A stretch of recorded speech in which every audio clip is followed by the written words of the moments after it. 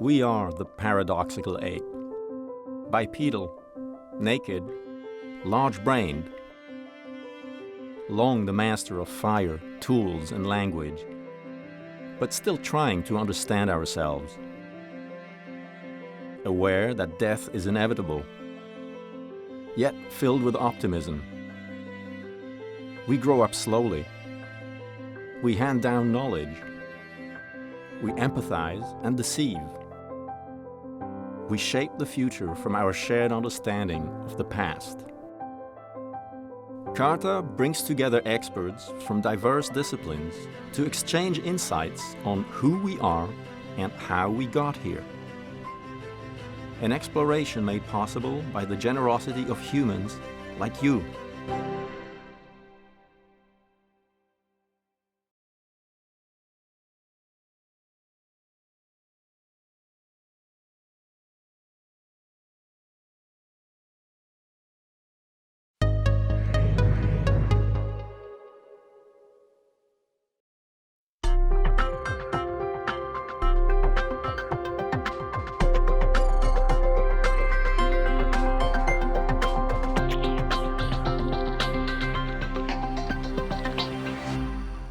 Well, you all remembered to come here today, and you all remembered how to get here, and you all have plans for what you're going to do after this meeting is over and later today, because that's what it's all about. Our world is a world of memories. We are our memories. We think about memory often about the past, but memory is really about the future because it enables us to use information that you gain in order to get along in life, and that's what it's all about. Well, I'm going to talk about some people for whom the future is not terribly important, but the past is awfully important, unusual people indeed. So here's the question of the very famous psychologist, maybe the founder of modern psychology, William James, who said, of some experiences, no memory survives the instance of their passage. Of others, it is confined to a few moments, hours or days. Others may be recalled as long as life endures. Can we explain these differences? Why is it that you can remember right now exactly what I said, even with the intonation? You could mimic me, and tomorrow you're going to remember that there was a meeting that you came to, and you're going to remember a few elements. Well, it's not like that for all people. There was a man named Daniel McCartney, about whom an article was published in the Journal of Speculative Philosophy.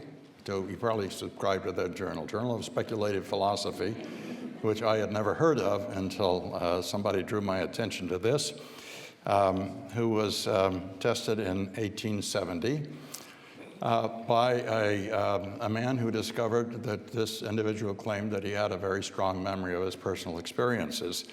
So when he was 54 years old in 1870, he was asked a lot of questions about his life, going back many, many years, back actually to the age of 4 years old. And he responded in every case to the questions in 2 or 3 seconds. The test was repeated several days later, and he responded with the same answers, but not using the same words. That is, he knew what he could remember, but he used different words to say it. So what happened on October 8th, 1828, Wednesday was cloudy and drizzling and rain. I carried dinner to my father where he was getting out coal. That was 42 years ago. Let me run down. Let's take April 4th, 1841. He answered in 3 seconds. It was a Sunday. It was rainy and muddy. General Harrison died that day. February 2nd, 1856, 2-second response. Saturday was most awful cold. It was the coldest day I ever see in my life. Records for Iowa, February 4th, indicated the coldest day in 1856. Now that's the bottom, that's my interrogation, because all of these are claims that people make, and you could make them up. You know, what did you do in June 12th, 1993? And you could say, oh, I went shopping that day, I had a fight with my boyfriend or whatever. And I wouldn't know whether that's true or not. So to my, the limited ability that I had, I looked up the records for things that he said when he said it snowed or it rained. on the day that he said it was a heavy snow. That was the heaviest day of snowing in Iowa that year. On the day that it rained, it was within 2 days of the date that he gave. So to the extent that we can validate these claims, they appear to be accurate. He appears to have a phenomenal memory of his personal experiences, but not a lot is known about him. I'm just reporting what was reported in that rather obscure journal. Now, I didn't know anything about him. I had never read that article. As a matter of fact, the article was sent to me by a wag who after we started publishing our work on highly superior autobiographical memory, said, essentially, he said, yeah, you didn't know about this, you know? And he sent me the article from this journal that I do not subscribe to, and I haven't found it on PubMed. So in 2000, a young woman, 32 years old, named Jill Price, sent me an email and said she had a memory problem and would like to meet me. Well, I wrote back to her and said, this is a research institute, not a clinic, but I can direct you to it. What would you think when somebody said I have a memory problem, right? Well, she said, oh, no, that's not it. My memory problem is that I don't forget. So I decided to meet with her. I really thought that she probably didn't. I really did think this was a very strange behavior, but I agreed to meet with her. And when she came, since we have never seen anybody like that or tested, I didn't know what to do. So I had been given for Christmas, this is 2000, and I had been given a coffee table book, which is about this thick, which is newspaper reports for every day in the last century. You may have seen them. They were around in that time. And so all I did was open that book and ask her questions. I'd turn to a page, and which was after the age of 13, because she said that's when she began to have this ability. And I questioned her. And these are the kinds of things that I ask. I ask about an event. I said, when was there a major San Diego plane crash? How many of you remember the plane crash in September 25th, 1978? How many of you would have remembered the date if I hadn't said that? All right. When did the Persian Gulf War start? Wednesday, January 16, 1991, and so on down the line. The one at the bottom I want to draw your attention to, I asked her when was the Iranian invasion of the U.S. Embassy, and she said November 4th, 1979, and I was looking at the article right in front of me, and I said, well, you have it pretty close. You're several days off. And she said, no, this is the date. And I said, well, it's written here right in the book. And she said, oh, well, the book is wrong. Well, it turns out that I was looking at the date of the article that was written, and down in the body of the article was the valid time, which is November 4th, 1979. But it was her assurance that was important. The book was wrong, she said. Now, I also asked her about dates. I gave her a date, and she had to tell me what happened on that date. So August 16th, 1977, Elvis died. Let's go down, November 4th, 1979, and that's right, the Iranian invasion of the U.S. Embassy. October 5th, 1983, bombing in Beirut, Northridge earthquake, and Lockerbie plane crash. And so these are all accurate. These are her responses. And I'm looking at the book. So I knew the answers, but I knew them because I was looking at them. Now, we can't take these statements as being valid. As a matter of fact, she says that she remembers being in a crib when she was an infant. Well, I'm not going to accept that. We have no way of validating. And besides that, plenty of people see videos of themselves in cribs or pictures of themselves. And so that's not going to do the job. We have to validate it. So fortunately, in her case, she kept a diary for many years of her life. And whenever she made a claim, we were able to untie a little pink ribbon that was tied around this little book that she had. You know, lots of books, a stack like that, open it up and see if what she said about it was accurate. At one time, we asked her to give us the dates of the last 20 Easters. How many of you remember the date of the last Easter? Well, she told us the date of the last 20 Easters. She also told us, without asking, what she did on each of those dates, and we could check that out because we're able to peek into her diaries and validate some of that information. Now I'm going to show you some other subjects. I have to say that we got a little publicity inadvertently, sort of. We went on NPR, disguised her name, but talked about this a little bit, and then a little bit of newspaper publicity. So we began to get subjects. And by the time 2010 rolled around, we had 5 subjects. Now, they were filmed on 60 Minutes on December 19, 2010, and that was a Sunday.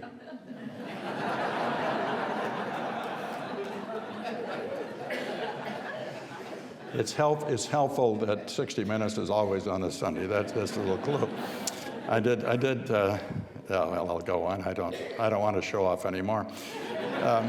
So I'm going to show you clips from TV programs in which we had this. The first one is Louise Owen, who is a professional violinist in New York, a very high-level violinist, appears frequently both in groups and also soloists, and is a really very charming person. So I'll show you her first. McGaugh says this type of memory is completely new to science, so he and his colleagues have had to devise their own tests, like this one on public events. October 19th, 1987. It was a Monday. That was the day of the big stock market crash, and the cellist Jacqueline Dupre died that day. The Berlin Wall falls on what day? November 9th, 1989, which was a Thursday.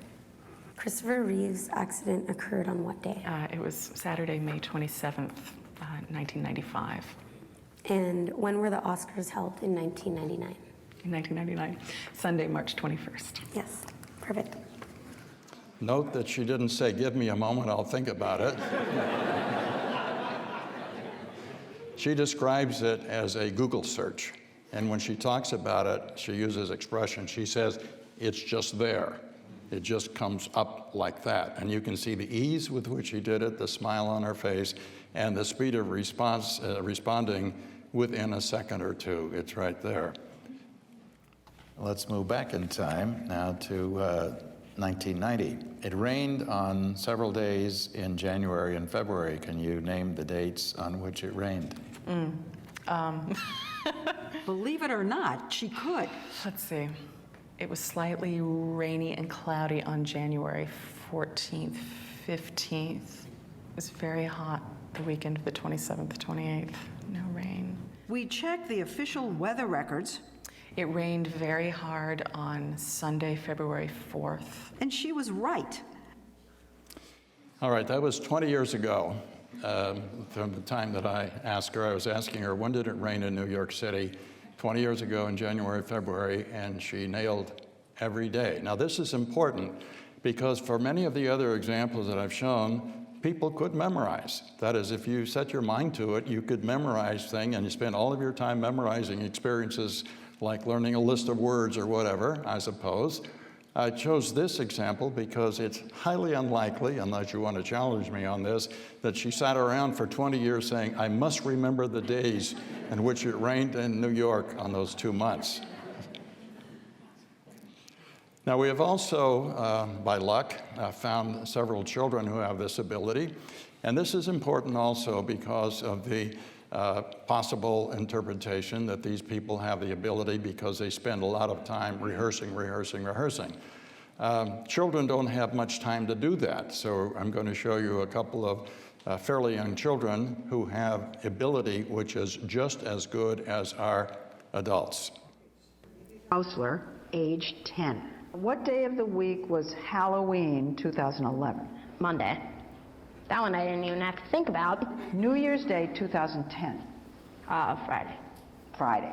I remember that because I was up all night at the Blues game. That's when Jake was 6.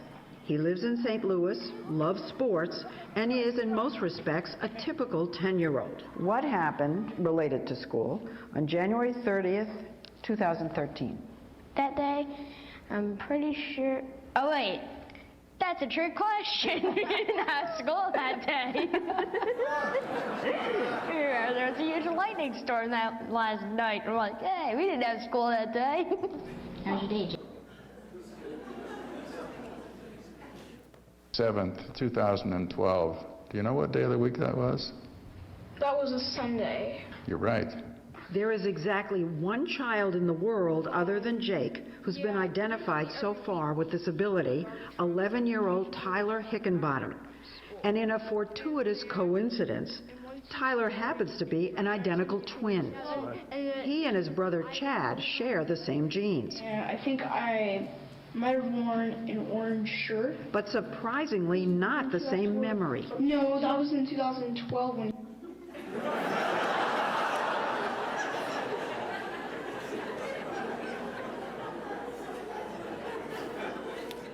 Life can be tough.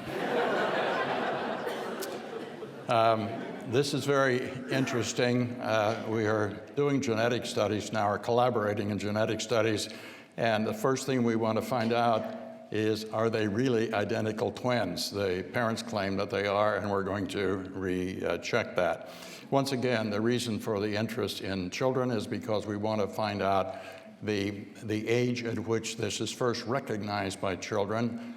We have younger children now who are 10 years old who have the ability going back to the age of 5 and a little bit earlier than that. So this is not an ability which is acquired later in life. It appears fairly early on. How early, we don't yet know.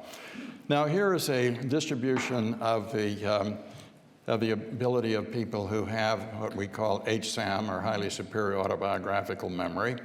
And on the right, in the white and blue, you see the distribution of the percent correct on a 30-question quiz of the kind that I've already talked about, ranging from, let's say, 35% correct up to 75% correct. On the left in orange, you see controls, age and sex match controls. And you can see that this ability is not the end of extreme end of a normal distribution. It is a different distribution. Also, you can see some white on the left mixed with the orange. These are people who claimed that they had the ability and were just like controls. If you look on the far left, there are 4 people who claim they had the ability and they are worse than controls. We gave the best of those a 10-day quiz asking for 10 dates that we selected, the day of the week, a verifiable event that happened on that day, an autobiographical event which we did not check, but they claimed it was autobiographical. Now what you can see is in the blue are the people that have this ability, and the orange are us. And you can see that they get about 14% correct on day of the week, which is 1 out of 7, by the way.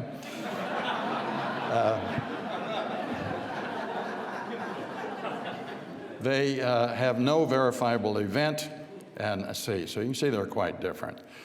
We also gave them an autobiographical memory test, and here we validated. We asked them the first day at university, first day at elementary school, so on down the list that you can see, and we've actually got all of the data to support all of that. Our HSAM subjects gave 145 verified details. Controls gave a total of 24 details, which we did not bother to verify. All right, here are some characteristics. These folks are highly accurate in autobiographical remembering. They are not at all exceptional in learning in laboratory tests. We've done a lot of experimental psychology types of tests with them, and they're absolutely, on average, normal. One thing that is of interest, they also show signs of compulsiveness, and they show some differences in brain regions. I'll show you quickly here.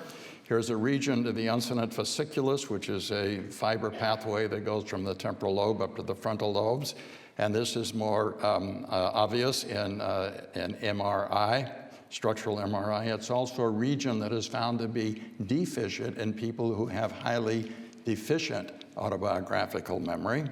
The parahippocampal gyrus, which is not too much of a surprise because that region has been implicated in memory and also found in people who have strong memory of other kinds. And the lentiform nucleus, which is in the region of the caudate nucleus, which has, some studies have shown to be significantly observed in people who have obsessive compulsive disorder. And all of our people score highly on obsessive compulsive tests, and they also display obsessiveness, germ avoidance, and other things. I have a time I could tell you some very interesting things about what they avoid. So here are some important questions. First, what insights can we learn about memory? Is it strong storage of information, or is it exceptional retrieval? We don't think it's simply exceptional retrieval because it's exceptional retrieval of their own autobiographical experiences, not of other things.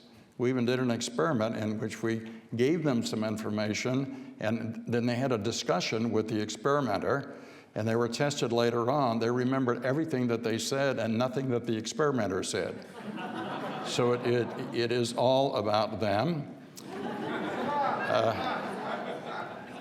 Is there involvement of emotional arousal? Well, that's what I do for a living. That's my main research. And yet we have plenty of examples of them remembering pretty banal things. You saw the list that I showed you. My favorite example is our first subject. I asked her if she knew who Bing Crosby was, and she said yes. She would have been very young, maybe in her teenage years.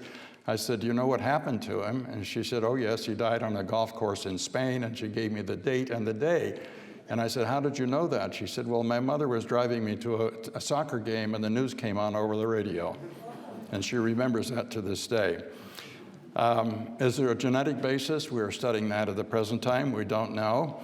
Neurobiological implications, I think this is the most important one, and this has been touched on already in this symposium. These individuals not only can give us clues to understanding how their brain works in order to produce this really phenomenal memory ability, but by understanding the neural underpinnings of this, we can get a greater understanding of how the brain processes memory. New insights can come from this ultimately. And then finally, why is this ability so rare? If memory is so important, I started off by saying it's our most important ability. Why is it that we are so poor in what we do? And in a certain way, they are better. William James said, forgetting is as important a function as recollecting. If we remembered everything, we should be, on most occasions, as ill off as if we remembered nothing. These people remember an awful lot about, in a way, nothing. Just trivial events, they remember it quite well. They are unremarkable in other respects. If they were here in the room, and there may be several people here, if you didn't ask memory questions, you would not be able to identify them. They remember for a long period of time, and we need to find out, and our research will continue to do that. Thank you.